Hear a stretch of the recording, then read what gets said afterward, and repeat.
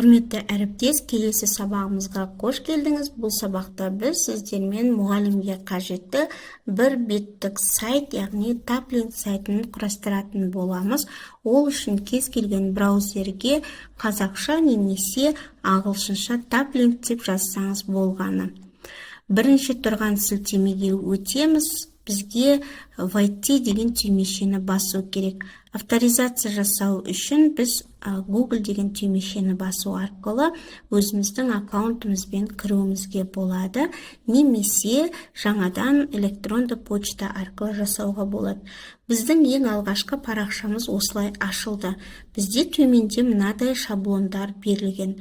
Біз осы шаблондарды өзгеріске келтіріп өңдеуімізге болады, немесе пустой шаблон арқылы жаңадан таплинк сайтын жасауымызға болады. Енді мен осы жердегі бір берілген дайын шаблонды өзгертейін. Мінекей, бұлардың әрқайсысын өзгерту үшін біз түймешелерді басып отырамыз. Мына жерге суретке барған кезде бізде выборды басайық. Қараңыз, міне суретке барған кезде біз суретті өзгерте аламыз. Ол үшін загрузить картинку дегенді бассақ, мен кез келген суретті таңдай берейін. Мінекей, загрузить. Міне біздің фонымыз ауысты. Оны біз үлкен қылыпта осындай размерлерінде өзгертіп қоя аламыз.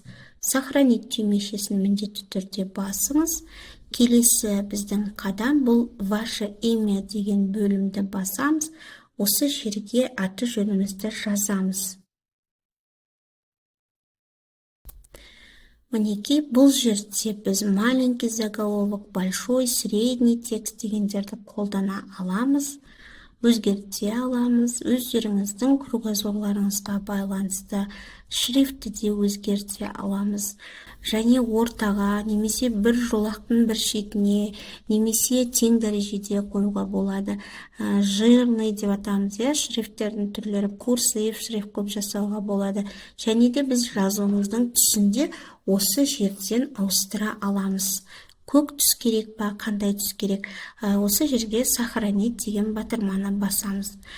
Келесі біздің әрекетіміз, бұл жерге добавьте несколько ссылок на свою страницу дейді. Бұл осы жерде сілтемелер қойға болады, болмаса бұл жерді өшіріп те тастауға болады. Енді келесі бөлім бұл блоктарды өзгерту. Осы жердегі блок мен туралы деп қазақшалап жазсаңыздар болады.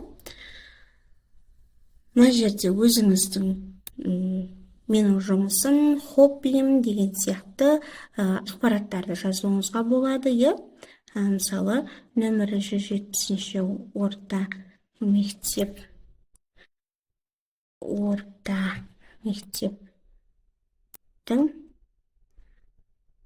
орыс тілі мұғалімі, педагог, зерттеуші деп өзім туралы ақпаратты қойып қойсам болады. Сохранитті басамыз, ал мына жерде веб-сайттарды қойымыз керек. Енді қарайық, бұл жерде веб-сайт қоюға болады. Болмаса, звонить, сізге жағы қалай хабарласуға болады деген түймешелер бұлар. Мына жерге контакт сақтауға болады. Осы жерге мен өзімнің телефон номерімді сақтасам, сохранить деп басамыз. Мінекей, мына жерді басқан кезде маған автоматты түрде телефоныма звонок келеді. Мой блог, бұл жерде де өзіңіз қалағаныңызша өзгерте аласыз.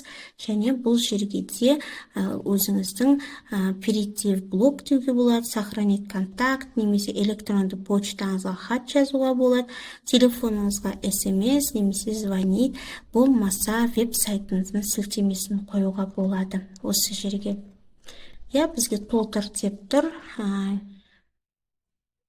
Келесі біз осы блоктардың барлығын өзгерте аламыз, және біз тағы да қосымша блок қоя аламыз. Ол үшін добавить блок түймешесін басып, осы жерде қандай блог керек сізге, сілтеме қоятын болсаңыз, ссылка деген блогты социалды сеттерге қоятын болсаңыз, осы бір түймешені таңдайсыз. Мінекей ВК контактыңыздың сілтемесін қоюға болады, Фейсбукты қоюға болады.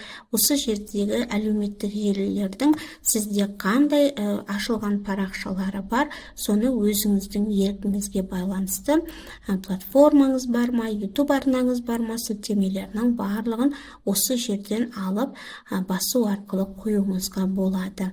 Мысалы Instagram парақша дейге, бұл жерде біз жазамыз Instagram дейміз, және мына жерге біз өзіміздің сілтемемізді қоямыз. Сөйтіп сохранить деген түймешені басамыз. Бізге сілтеме қой деп тұр, пустой болмау керек дейді. Гаухар, нижний правил. Айболат қызы деген мен өзімнің Instagram парақшамның сілтемесі. Мына жерде собачка болу керек. Осылай жазып қойсаңыз болады. Instagram деп шығып тұрады. Тағы да блогтар қосуға болады. Өзіңіздің қалауыңызша блогтарды осы жерде қосып қоя бересіз. Әрине, мына Pro деген түймешесі барлар, бұлар ақылы түрдегілері, бізге жоғары жақтағы блогтар жеткілікті. Иконкаларды қоюға болады. Осылай өзіңіздің сайтыңызды құрастырасыз, толығыменен оформлениесін жасайсыз. Мына жерде осы түймелерді бұлай басу арқылы орындарын ауыстыруға болады. Мінекей қорықпай ішіне кіріп, өзгертіп, жасап көріңіздер. Мына жердегі иконкаларды да ауыстыруға болады. Мәселен, үлкейтіп қойғыңыз келсе, сохранить, бір жолақ қана қалды, немесе жұлдызша қылып қойғыңыз келсе, жүрек қойғыңыз келе ме.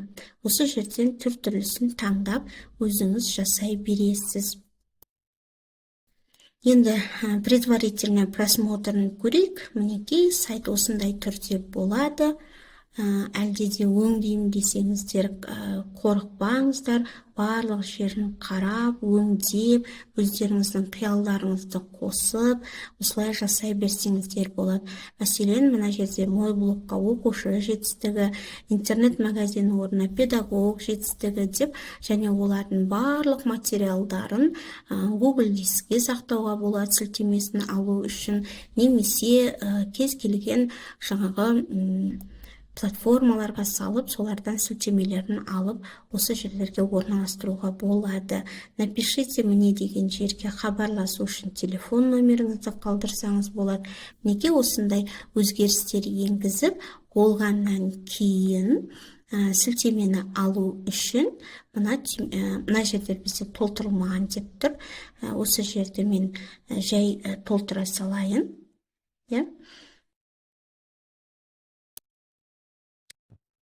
Сілтеме алып, аяғына дейін жеткізу үшін мен осы жерлерді толтырайын. Осылай сақтайық. Мына жерге де дәл соны қайталайын, сол әрекетті.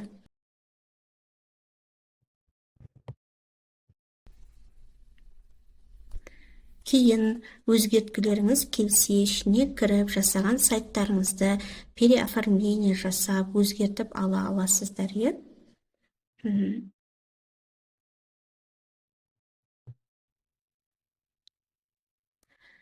Мінекей, мен жазып болдым, барлығы дұрыс сияқты.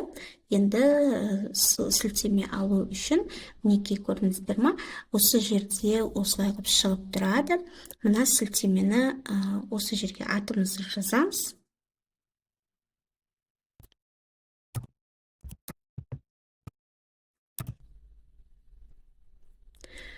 Подключить деп басамыз. Мінекей, бізде сілтемелер дайын. Осы сілтеме действие дегенді копировать етіп аламыз. Мінекей, осыны копировать етіп алып, одан кейін керекті жерлерімізге қойып қойымызға болады. Копировать ссылку дегенде тұр, осында басып копировать етіп алсақ болады. Жабайық, бізде қалай көрінеді екен, жолақ ашып көрейік.